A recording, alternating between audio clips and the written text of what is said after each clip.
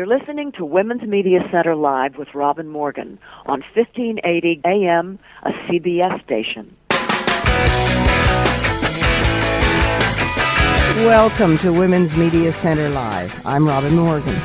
You're listening to us on CBS radio station 1580 AM in the Washington, D.C. area, or streaming on the web, WMCLive.com, where you can also find links to podcasts of all our previous shows.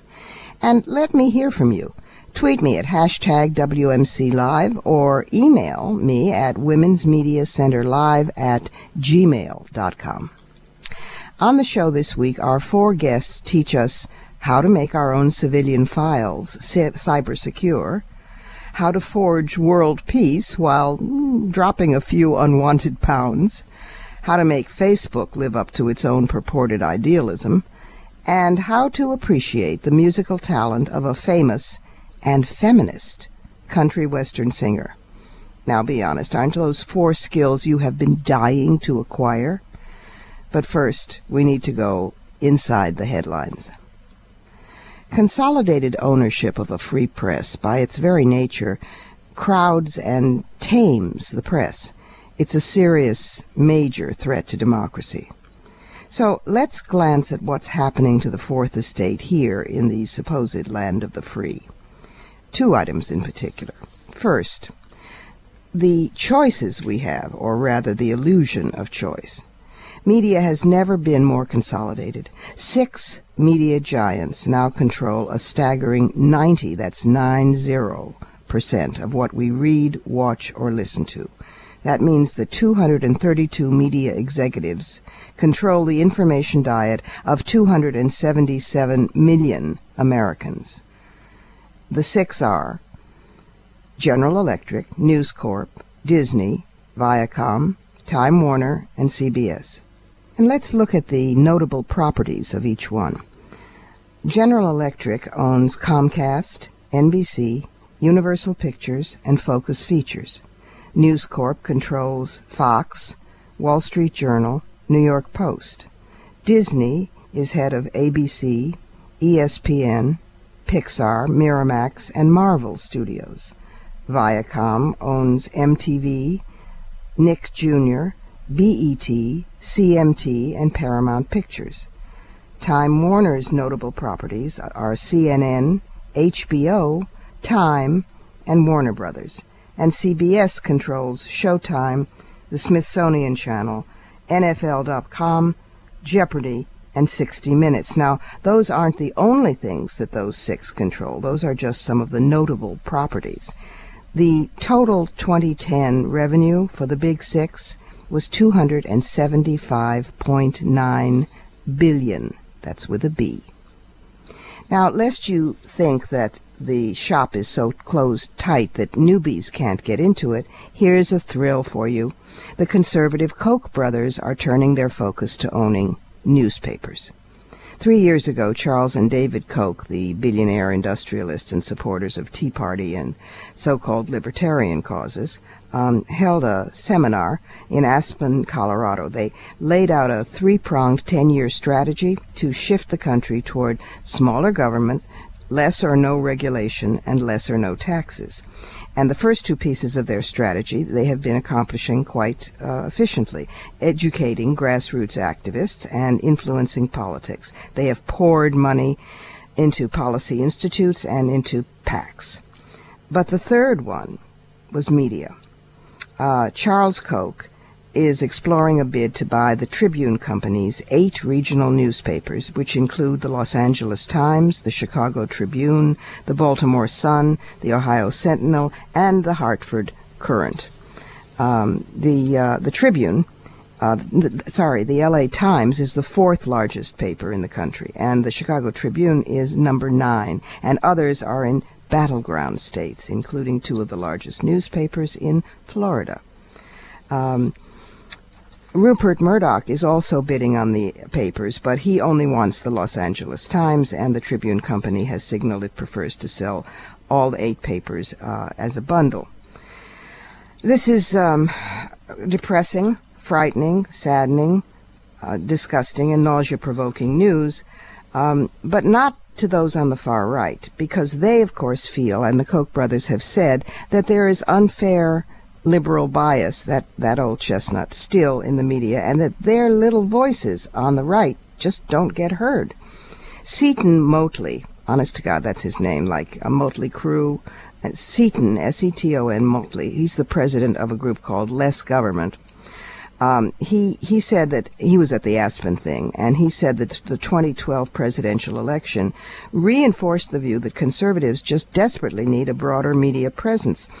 Quote, a running joke among conservatives, he said, as we watch the GOP establishment spend $500 million on ineffectual TV ads in the presidential campaign, the joke was, why don't you just buy NBC? So the Koch brothers took him seriously. Look, our media is a front line and a last stand, and we better muster ourselves to protect it. Our first guest, Sarah Granger, has over 20 years of experience in tech and new media work, specializing in cybersecurity. She's a founder of the Center for Technology, Media, and Society. She's been a fellow, let's say a scholar, at the Truman National Security Project and a partner at the Women's Campaign Consortium.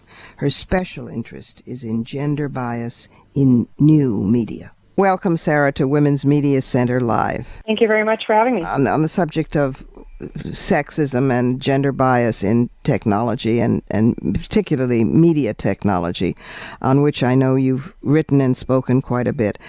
Give us your thoughts on that and how we can strengthen the presence of women in the IT revolution. Sure. Well, it's a complicated question, and I think it can be tackled from many levels. And I find, in my experience, I've been in Silicon Valley and working in technology since 1995, and I've seen varying grades of gender bias and sexism, from overt to subtle, and I try to assume that most of it is not on purpose, and I try to educate people when I see instances of it. Mm-hmm. But I think that it really starts now that I'm a mom. I look at the way that my daughter engages with technology and how people talk about technology, even to her as a child, and I think we have to take these things at each step of the way. We have to look at our children and teach them that it's fine for girls and boys to be programming and using computers and technology. And then we have to really invite women and girls into technology curriculum. And then we also have to educate the boys and the men during the process that this is a great career for women as well, but you have to be willing to treat them right. You've carved a very distinguished career despite all of this, and one of the areas you show tremendous expertise in is cybersecurity, which has, God knows, been in the news a lot lately. Are there women other than you in the cybersecurity field, and how does that operate? Yes, there are women in all kinds of levels, a lot of them just busy in the trenches working for technology companies and government, but certainly they're not a lot of us. The general problem that we have is that we need more educated people, period, working in cybersecurity, regardless of gender, and we have to consider all of the ramifications in terms of privacy, transparency, corporate interests, and, of course, government, national security, as well as trade secrets and all of these important issues. So that's, I think, why it gets so complicated, all the varying interests involved. Are you a consultant when a firm needs to know, let's say, how to make certain that their material is kept private? Have you done private consulting, or where do you place your expertise? I did a little bit of that, but most of my work was, I worked for a little bit of time in Lawrence Livermore National Lab in cybersecurity, and that's where I learned how it works in terms of the government side. And then I worked for an independent consulting firm that essentially farmed out system and network engineers, and so I was one of the people keeping corporate networks safe on that end. Is it possible for anybody to really be safe? Doesn't it depend on the brilliance of the latest 14-year-old hacking genius, or is that a myth? It's a bit of a myth, but it is possible to be mostly safe, but I generally recommend that people put in multiple levels of security, because you have to just make assumptions that you will get hacked, you will have attempts at least at attacks, and some of your data may be compromised. And so if you put in multiple levels of security, create a resilience-based system, then they're more likely to protect your network and be able to get back up and running and to be able to not have as much information stolen in the process. I know that you're the founder and the CEO of the Center for Technology, Media, and Society, and what I have on that is that it's a company that advises on the impact of technology and media on society's opinions and issues, such as gender bias. I am going to depart from protocol here and ask you a question that I bet listeners will be glad I asked, even though it's way below your pay grade, Sarah. Okay, so ordinary users of technology like me try to keep up, have 15, 16 different passwords now, try to remember the password to the passwords. What can such ordinary folks do to protect ourselves in terms of cybersecurity? Great question. It's a very important question. There are a few things. I generally recommend, first of all, don't use the same password on multiple systems, because if someone hacks one of them, then they will automatically go and try and use the same password on major other major networks like Facebook, etc. Second, change your password often, and third, make sure it's secured. Don't make sure it's. I usually use a phrase. I think of a phrase like Robin's radio show. So I would do capital R with a 0 and a B and maybe a lower N without a number. And then I come up with the rest of the phrase, use about 8 to 10 characters to come up with that, and then that would be my password if I had an account on your show, for example.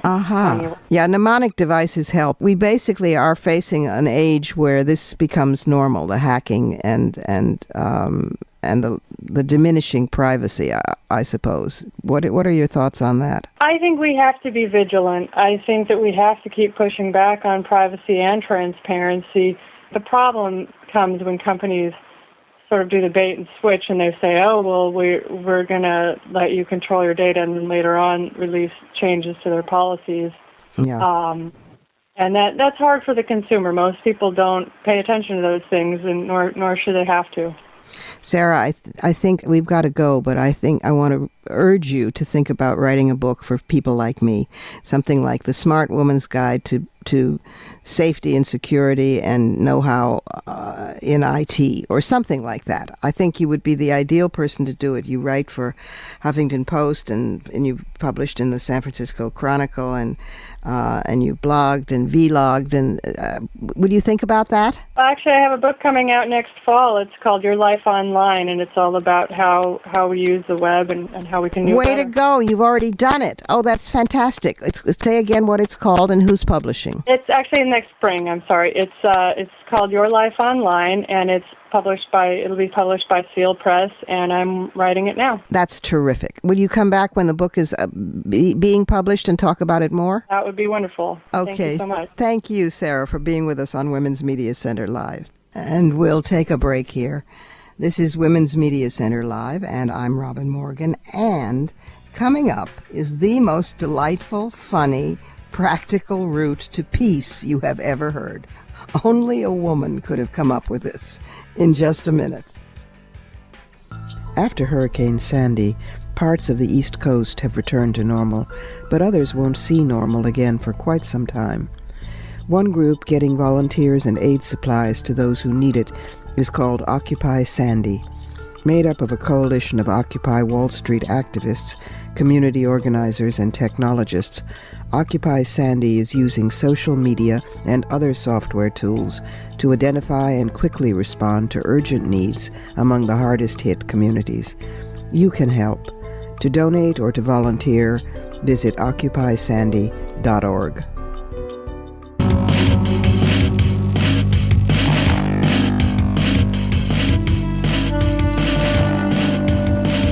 You're listening to Women's Media Center Live with Robin Morgan on 1580 AM, a CBS station. And we're back. We're back with Yael Luttwak, a documentary filmmaker and the founder of Slimpeace. That's SLIMPEACE, Slimpeace, a crazy, brilliant idea that is rapidly becoming a worldwide phenomenon. And what's more, it deserves to be. Welcome, Yael, to Women's Media Center Live. Thank you so much, Robin. It is terrific to be here with you. Well, I have to tell you that I'm just grinning. I'm a fan of yours and a fan of Slimpeace. I think that this is the most wonderful, hilarious, profound idea that's been come up with in terms of peacemaking ever, and only women would have devised it. It's peace through getting slim. It's peace through dieting. Talk about Slimpeace. You founded it, how it came to be in the near Middle East, and that you're bringing it now to the States. Thank you, Robin, and thanks so much for your words. It's been it's wonderful, and it all came from my own personal life.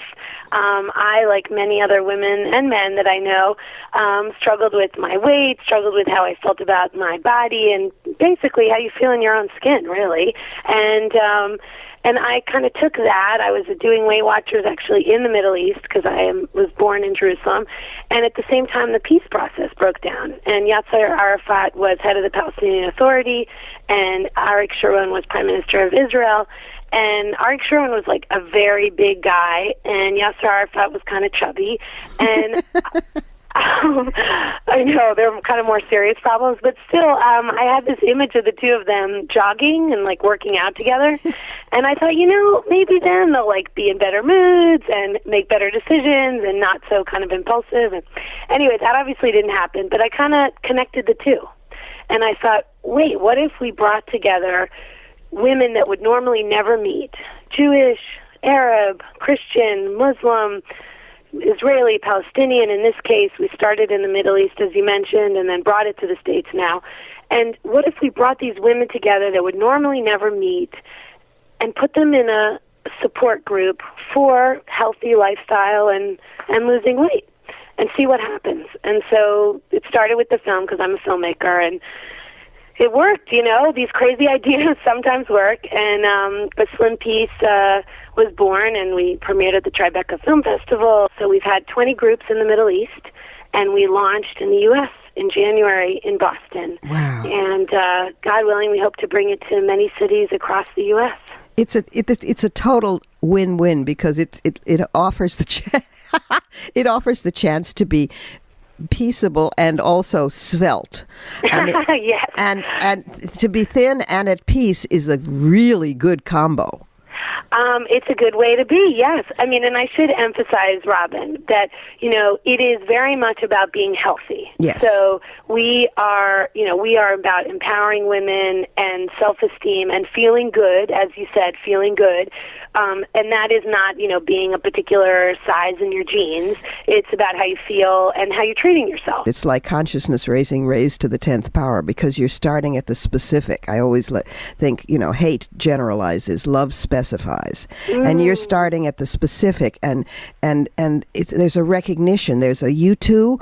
You know that you're not hungry, but you really want to reach for that piece of pumpernickel bread, or in the middle of the night, to leave your bite marks in the cheese when you stand at the open refrigerator. I mean, it is something that everybody goes through, and it is intimate. It's vulnerable. It's funny.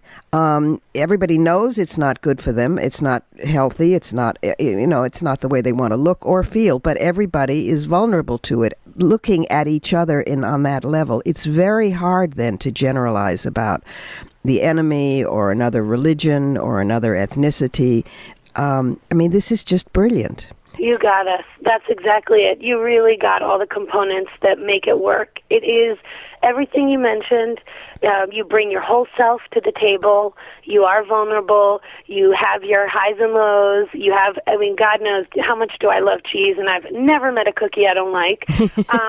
But it is also it is truly feminist, I believe, as well, because it comes from the place when we're lonely or we feel alone and we don't feel empowered and we don't feel supported. Yep. And the cheese and the cookies taste great. That's right. And there is even science to back this. And I think that the power of the groups has shown me, because, I'm a filmmaker who ended up now I'm on our 22nd group, reaching over 400 women in the Middle East and now in the U.S. And what is so powerful is seeing the support, just bringing together these groups.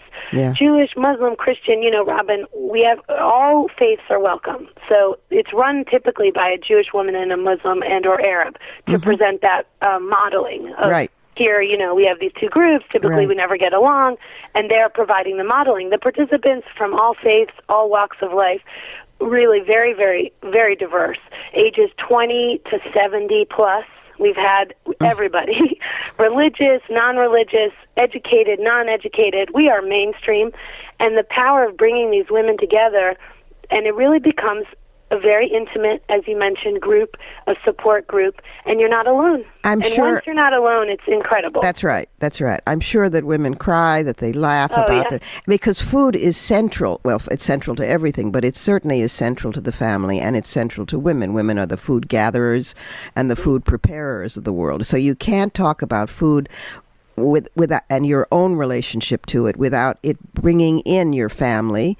You're cooking in many cases for men, or the relationship that the rest of your family has toward food.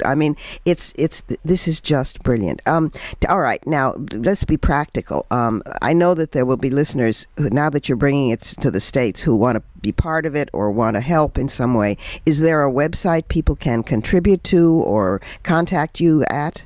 Yes, please, and thanks for the question. For the best call to action is please visit our website, www.slimpeace, as in worldpeace.org. Again, slimpeace.org. On the website, you can donate online if you wish. You can buy a copy of the film, and you can send us an email, which we will get directly to help start your own group in your city. Currently, we launched in Boston. We had a group in January. That group, by the way, also incredibly powerful group, which was able to also work through the Boston tragedy. And now a second group has started in Boston 10 days after that tragedy. If that is not a testament to the power of women. Oh, my God. Yes, it was true social change. And we now are launching in D.C., Washington, D.C., where I am based, where the nonprofit is based. We have heard from women and men, Jewish, Christian, Muslim, all across the U.S. who want to start groups, but we do need support to make it happen. Yes, people should understand this is a nonprofit. This is an NGO, and so you're on a wish and a prayer and not a brownie. You got it. And on 24/7 working hours, you turned into quite an organizer for a filmmaker. Well, those qualities go together. Being a filmmaker is, I guess that's true. And when organizers, the women that I've been speaking to, which has been incredibly inspiring, is actually, I was saying that to my mom, that they all are sort of like community organizers as well. Mm-hmm. Fabulous women from Detroit, Cleveland, New Jersey, Arkansas, Reno, Nevada, you name it, and they all also are sort of community organizers who want to bring their communities together and are all saying the same thing. That's what's also been phenomenal. Just everyone is saying, I want to get to know my neighbors. I'm a Muslim woman. I don't really know many Jewish people or Christians, and I would like to meet them, and I wouldn't mind losing a couple of pounds. It's just so great. I mean, it's breaking isolation. It's getting slim at the same time and healthy. I mean, here's what it is. It's getting healthy in every possible meaning of the word, and it's making the culture and the society healthier at the same time. That's what you're doing. Bravissima, Yael. Thank you so much. So say again the website. It's Slim Peace. Yes, it's slimpeace.org. Slimpeace.org. SLIM and then PEACE.org. Anyone, pop on the website, send us an email. If you can, donate. Any amount is appreciated. And reach out, and we will get right back to you. And the film is called what? The film is called A Slim Peace. A Slim Peace. Oh, yes. Brilliant. Thank you so much for this work. Thank you. And thank you for being with us on Women's Media Center Live. Thank you, Robin, and it's been a pleasure. She's great. And now we take a quick trip into the Surrealism Corner. The Surrealism Corner is filled with animals today. Some weird little facts for you. A crocodile cannot stick its tongue out. I did not know that. A snail can sleep for 3 years. So can teenage boys. All polar bears are left-handed. When you try to teach them how to write, is this a problem? I don't understand that one. An ostrich's eye is bigger than its brain. Cats have over 100 vocal sounds. Dogs have only about 10. I'm a cat person, I have to tell you. Nothing against dogs, but still, you know the joke. Dogs have masters, cats have staff. Here's another one. If you keep a goldfish in a dark room, God knows why you'd want to do that. But anyway, if you do, it will eventually turn white. So if you want a white goldfish, otherwise known as a whitefish, you know what to do. In the last 4,000 years, no new animals have been domesticated. Possibly that includes male human beings. More people are killed by donkeys annually than are killed in plane crashes. Now, who knew that donkeys, sweet little donkeys, were such lethal creatures? Starfish have no brains. I think that's a little judgmental. Some lions mate over 50 times a day. I think I'll not comment on that one alone at all. And, last but not least, the catfish has over 27,000 taste buds. All right, it's break time. This is Women's Media Center Live, and so far, yep, I'm still Robin Morgan. Are you one of the thousands of women and girls, and some guys who are men of conscience, who've complained about Facebook monitors permitting hate speech posts against women and pages that literally and graphically promote rape and battery? Well, some women are doing something about that. Coming up next. When it comes to talk radio, men still do most of the talking. It doesn't get too much better if you look at television, newspapers, film, video games, social media, literature, sports, and corporate or technology leadership. The Women's Media Center's Status of Women in the U.S. Media 2013 report details the persistent gender disparity in a range of media institutions that rank among the greatest influencers in American society. To read the full report, go to womensmediacenter.com.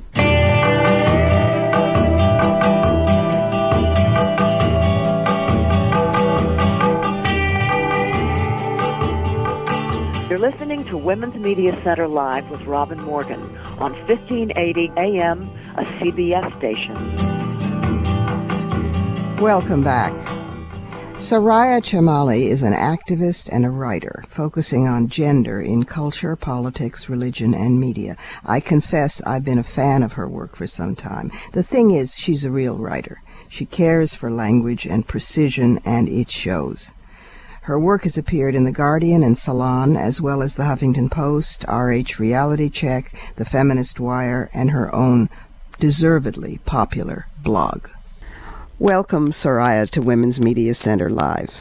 Thank you so much for having me today, Robin. Well, I've been wanting to have you on for some time, but activism has its own speed, and so we moved you up. You have to come back and talk about your blogging and all the other things that you do at some other point. But today, I want to talk about the open letter to Facebook, which was written by you and Laura Bates from the Everyday Sexism Project and Jacqueline Friedman of WAM, Women Action and the Media, which went out earlier this week and which the Women's Media Center and other major women's movement groups signed on to. Tell us about the open letter to Facebook, its history, and what it contains. Sure. Essentially, we are asking Facebook to make a very clear statement and commitment against violence against women as they deal with it through their policies regarding moderation of content and in the structure of the way they review content. After several years of various organizations and individuals contacting Facebook, trying to work with Facebook, there are hundreds of petitions regarding what really appears to be a very strange and ultimately kind of puritanical double standard regarding women's speech, women's bodies, representations of both of those things. And so after reviewing what had already happened within Facebook or with movements talking to Facebook, I wrote about several various pages, such as the 12-year-old slut meme, and really there's a very long list of content in which women are treated graphically and violently with photos or in words. And then Laura Bates wrote an article, I wrote another article, and then the incident of a page called Rape Book, which was actually set up to stop Rape Book, was the original intention, but so that people could contribute content for moderation that violated Facebook's own guidelines.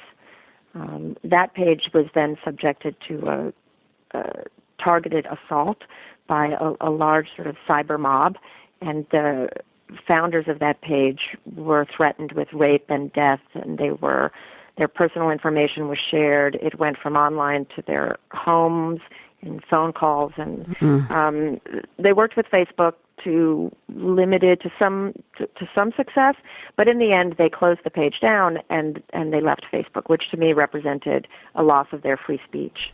Yes. That was one of the catalysts for this letter, mainly because in the wake of reporting about that, I contacted Facebook directly to talk to them about their responses, and then contacted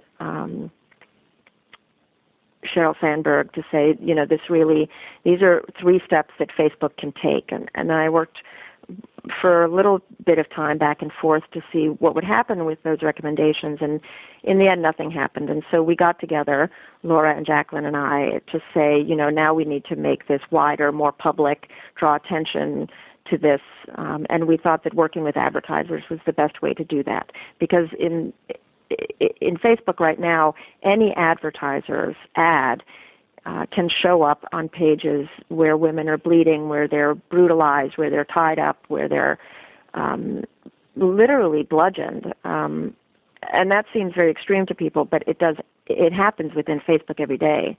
And that's one end of the spectrum. The other end of the spectrum, of course, is that in an environment where you treat rape and sexualized and domestic abuse literally as a joke, which is the way Facebook's policies seem to work with that content, it creates an environment of harm, a very hostile environment. A rape climate, we call it. Yes. Yeah. But you were saying about the advertisers. Yes. There's a very witty, I think, thing that you're calling for, which is that the advertisers withhold ads or withdraw ads only when they are on pages relevant to this subject. Well, this is difficult within Facebook, because the way advertising works, of course, is that it's targeted to the individual users. Mm-hmm. So an advertiser, what we are asking, it's a 2-part process, the initiative that we've launched. What we are asking is, one, that Facebook look at the steps that we're asking them to take in terms of training moderators, recognizing gender-based hate speech, making sure that they're working with feminist, human rights, and activist groups to identify violence against women and what it represents in women's lives. So that's what we want Facebook to do. But simultaneously, we're reaching out to consumers to say, can you contact these advertisers? Let them know, and we have images that show advertisers' ads right next to graphic content. Let them know that this is where it's showing up. Now, an advertiser could go to Facebook and say, we don't want our ad to show up on a page called Why Indian Women Get Raped. Mm-hmm. And Facebook could theoretically take that page down. But the next day, it will show up on something else that's similar. So what we're saying is that the advertisers really should be saying to Facebook, take these steps to make sure to reduce the incidence that we will end up sponsoring graphic violence against women. Mm-hmm. Mm-hmm. Because of the algorithmic nature of the ads. Very, very interesting. Mention some of the groups, if you can, that signed on to the open letter. So we have V-Day, Eve Ensler's organization.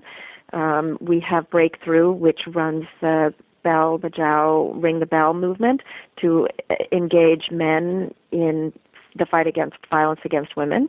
The Women's Media Center, of course. We have Hollaback, Stop Street Harassment, the Pixel Project. We have over 24, 25 organizations now, all of whom have supported this endeavor. Over the years, many people have attempted to do this, and I'm one of them. You are one of them. I am. In 2011, I made a quiet initiative because I was outraged that some really distinguished presences on the web, like Lucinda Marshall, a blogger and an activist and a feminist and just generally terrific, had pages either threatened or taken down because she was criticizing rape pages. And this is where I first became aware of the fact that they would leave up pornography, violent pornography, but take down pages in which a lactating woman was feeding a baby. And it seemed completely crazy. So I did in 2011 call Cheryl, who was, I must say, very cooperative and supportive, and put me on to some of the people who had hands-on with this. So I wound up in 3 or 4 months of conference calls with various vice presidents for world content and world distribution, and wound up hitting a wall. I must say that the men on those conversations did not seem to get it. The women largely did, but didn't have the power of the men. The arguments to a feminist were old chestnuts. One was the free speech argument, and when we talked about, well, what about our free speech, that went down. Then another was the slippery slope argument. Well, if we do this, in some extreme countries like Saudi Arabia, they don't want us to show any images of women at all. What do we do there? And I simply said, you take refuge in the Universal Declaration of Human Rights, the way the United Nations does. Then there was the we don't do this with other groups. We get protests all the time from the Anti-Defamation League. I mean, and there was most of all the humor one. There was the what about Sarah Schulman? And I pointed out Sarah Schulman. Silverman, sorry, is not my favorite comic, but nonetheless, she is a known satirist and comic. She does not follow through on her rape jokes.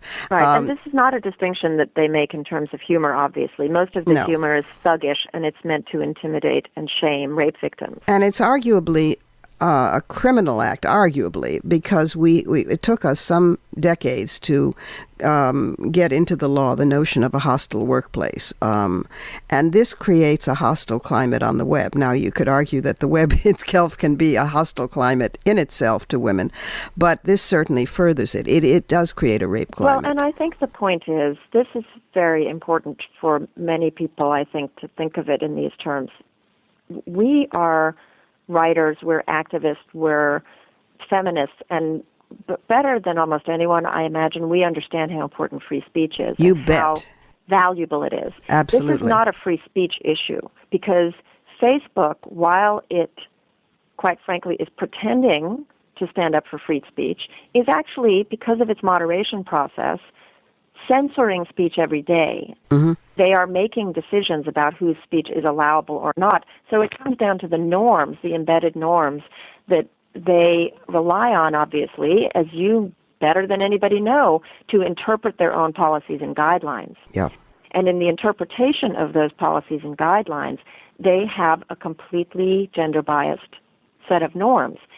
The simplest thing that I can say that I also explained to them, I did not have as an extensive exposure as you did. I had a couple of phone conversations, many, many emails, some exchanges with some senior management people, but it became very apparent to me that that probably was not going to yield results.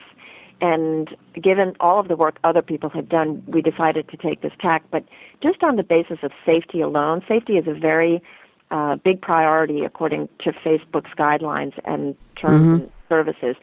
But the real-world safety gap that we are all familiar with, right? So globally, there's a safety gap between men and women. In the United States, according to a Gallup poll that was just completed of global safety gaps by gender, we have a 27% gap between men's and women's feelings of security and safety, physically outside in public space. Right. We take that with us online.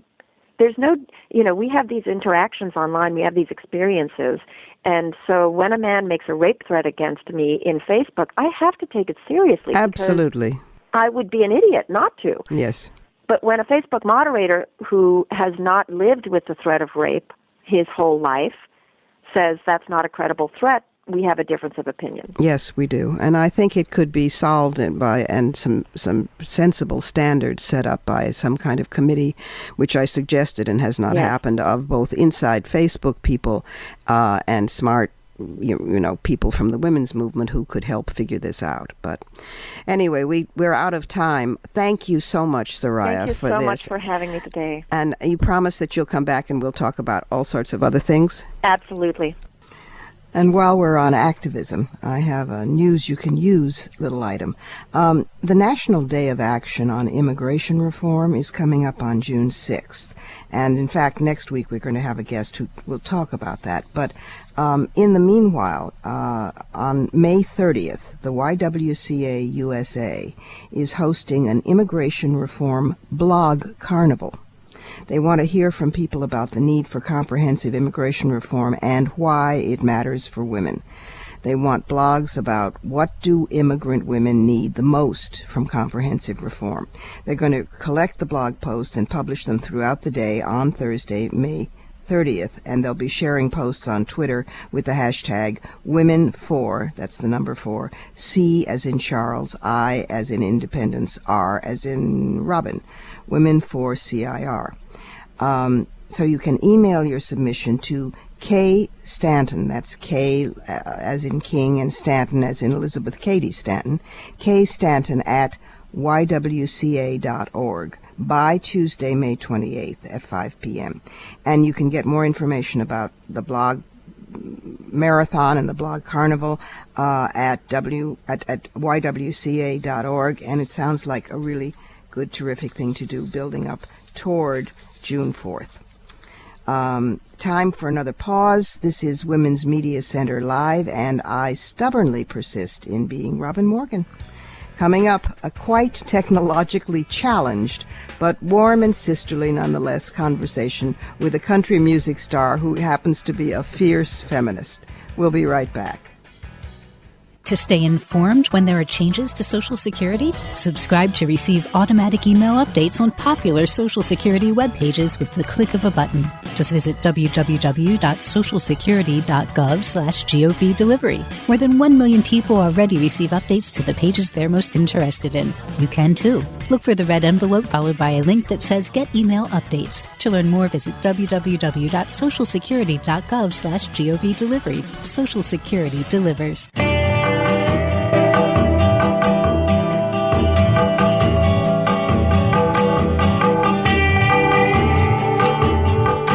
You're listening to Women's Media Center Live with Robin Morgan on 1580 AM, a CBS station.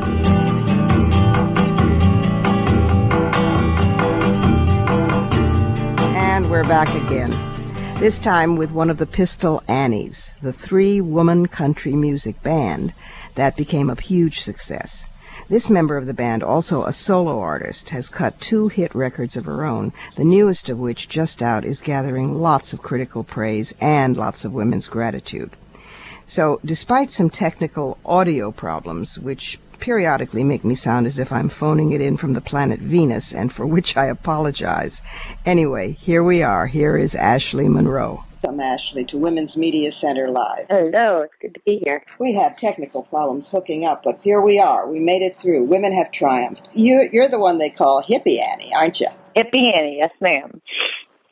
It's this amazing group that you all got together, Pistol Annies. But you are a recording artist more and more on your own, too. I am, and I've always been, solo. That's how I started out. I was signed when I was 17 to Sony Records, and really never thought I'd be in a girl band, which is just ironic how things turn out, Neither did Miranda, neither did Angelina. So, but yeah, I've always been a solo artist. I can't see myself, ever just being fully satisfied being in a group. I want to do both. Well, it's nice because you get the solidarity of the one and then you get the individuality of the other. I know. It's so true. It's exactly what it is. I want to talk for a bit about your new album, which everybody is absolutely raving about, Like a Rose. They're calling you a fierce feminist. I was thinking about it earlier. I never have been a man basher or anything like that. But, I also, Pistol Anniees kind of gets a bad rap a little bit for that sometimes. But it's not that, I hate men or anything like that, but I really do believe in the power of women. And I was thinking earlier, my dad died when I was 13, and my mom and I, lived on our own. And I grew up and I learned how to do things on my own, and so did Mom. The whole, I don't know, it's just a certain kind of confidence I kind of got early on that it's okay to be who I am and be just as strong as a man, being a woman. That's fine. That is fine in every possible way. But you are really pushing the envelope in terms of creative guts, because there are songs on this album that are amazing. 2 weeks late, about missing a period. Wow. Yeah. Used is just the most, beautiful melody, beautiful lyrics, beautiful voice goes without saying. And this kind of sophisticated, really strong women being, the world trying to beat them down, guys trying to beat them down, but them having faith in themselves. I don't know that that's been that common in country music. You're like a first. Oh, gosh. Well, Loretta Lynn talked about stuff like that, and I think that's, and Dolly did too. I was thinking earlier, kind of in the 70s and late 60s, they talked about stuff that nobody talked about, and it made it okay. It's definitely knocked down a lot of doors for me and the Annies, really, to be able to talk about how we really feel, what women really go through. That, when we're 2 week late, it is a big deal, and it should be talked about. It should be sang about, Yeah, it should be. It should be in common parlance, but it usually isn't. And then when you get into weed instead of roses, I thought I would roll on the floor. Can't help but laugh a little at that, huh? It's funny because it is so raunchy and like whips and chains and all this stuff, and I was so the only person I didn't want to hear it was my poppy, my grandfather. But then he heard it and he laughed, so I was relieved. But it's just like, everybody thinks these things. Everybody talks about it, probably in their own personal life. You might as well just talk about it and let everybody hear it. And I believe in having a sense of humor too. I love making people laugh, and I love laughing at things myself. It's clear. Except in a song like Used that is just heartbreaking. And also strangely up at the end because it's so self-assertive. Oh, yeah, and that's so fun. Thank you. I'm happy you like that. And, I wrote that. I started writing it when I wrote it when I was 17 with a lady named Sally Barris, but I had gotten an old guitar, and it was like a 1952 guitar, and my manager bought it for me. And I remember thinking that whole day how it was worth so much more, than it was in the 50s. And then my mind kept going, and I kept thinking about, we stole our clothes. You go to antique stores to find these treasures. And then I was living with my mom at the time, but I slept with her. I still do when I'm with her. But we were going to bed, and I looked at her, and I was thinking, wow, she was a widow at 38. She's been very much heartbroken, but she's going to be worth more too.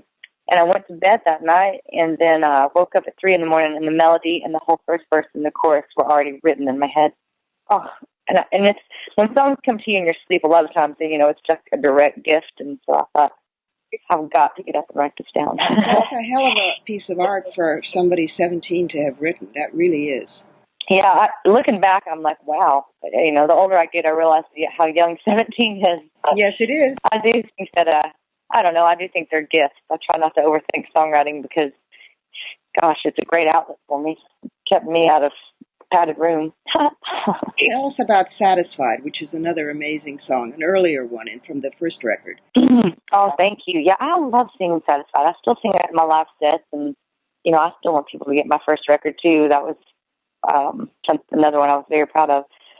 And Satisfied, friend Sally Barris, the same person I wrote Used with, we went up to the mountains in East Tennessee, and gosh, we wrote that in about 30 minutes. I had that melody, and I was just kind of thinking all those reflective, deep thoughts, I think, all the time. And I was like, why I still was Satisfied? And I don't know, there's something kind of special in that one. I feel like it.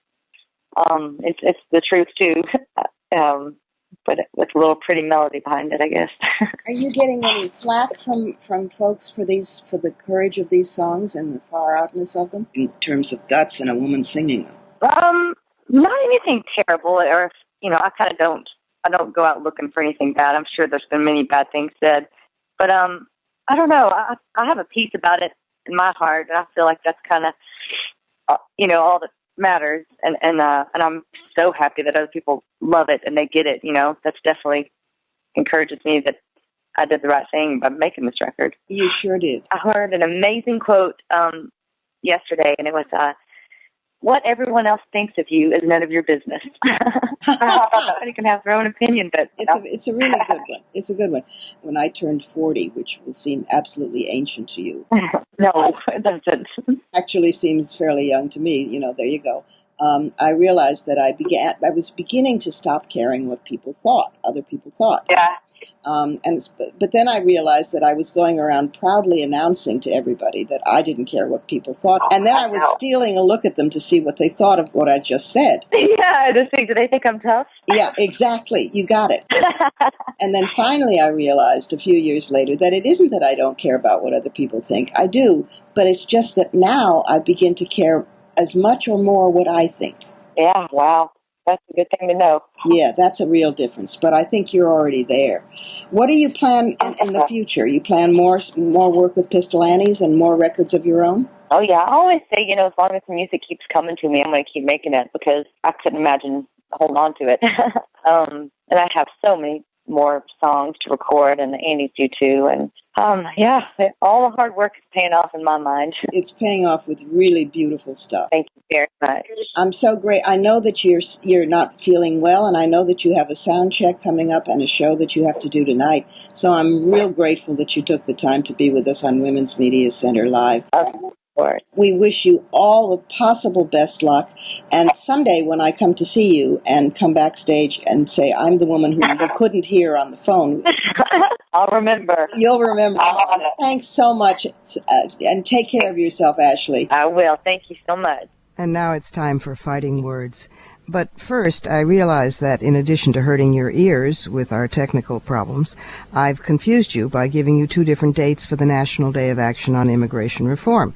It is actually on June 6th, and we'll talk more about it next week. Okay, Fighting Words. Basically, this week it's on how the greatest generation wasn't. There is a book about to come out called What Soldiers Do, Sex and the American GI in World War II France, written by the historian Mary Louise Roberts, who's a professor of French history at the University of Wisconsin-Madison. She's drawn on, French archives, American military records, wartime propaganda, and other sources to advance the provocative argument that the liberation of France was sold to soldiers not as a battle for freedom, but as an erotic adventure among oversexed French women. And France protested. She spent time looking through the citizen complaints in an obscure archive in Le Havre, and she was quoted as saying, I took my little camera and began photographing the pages. I didn't go to the bathroom for 8 hours. This is going to be published next month in June by the University of Chicago press. And I think it's a really important book because our culture has, embalmed World War II as the just war, the good war, and then people like Steven Spielberg and Tom Hanks, who are having bromances with their daddies, glorified it further as the greatest generation. Movies like Saving Private Ryan. If you think about it, Vietnam, for the first time, drew the scab away from the wound and told the truth about war. Just think about the cultural art that came out of that. Platoon, Apocalypse Now, Born on the 4th of July, Coming Home, the television series China Beach. Soldiers told the truth about their agony and about the horror. In this case, it's really quite frightening. The book cites military propaganda and press accounts depicting France as a tremendous brothel inhabited by 40 million hedonists. The various towns begged the American military to set up brothels outside the city to halt scenes contrary to decency and the assaults on French women. But the American military refused out of concern that condoning prostitution would look bad to American mothers and sweethearts. Interestingly, racism came into play. When does it not?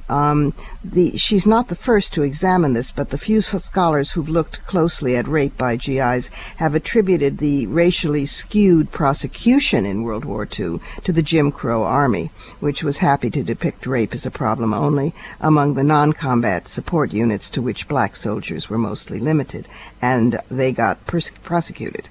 Among the soldiers hanged for rape and murder was Lewis Till, the father of Emmett Till.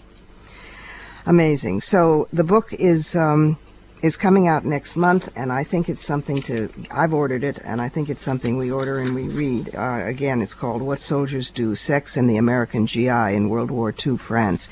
And I would like to request, but I'm not holding my breath that I'll get it, an apology from Steven Spielberg. And that's it for this week. You've been listening to us on CBS station 1580 AM radio in Washington, D.C., and on the web at WMCLive.com, which also has podcasts of previous shows. Remember to email us at Women's Media Center Live at gmail.com. Portions of this program were taped earlier. Views expressed here do not represent the WMC. Here's the family for Women's Media Center Live. WMC President and for this program Executive Producer Julie Burton, Senior Producer Crystal Williams-Chancellor, Technical Director Michelle Kinsey-Bruns, and our founding sponsor Regina Kulik-Scully. I'm Robin Morgan. Thanks for being with us. Join us next week when we'll explore why it is crucial that girls learn to code, how one woman survived being sexually trafficked and lived to fight back, whether or not the concept of human rights is actually endangered, and how the YWCA has become a hotbed of feminism. Only here on Women's Media Center Live.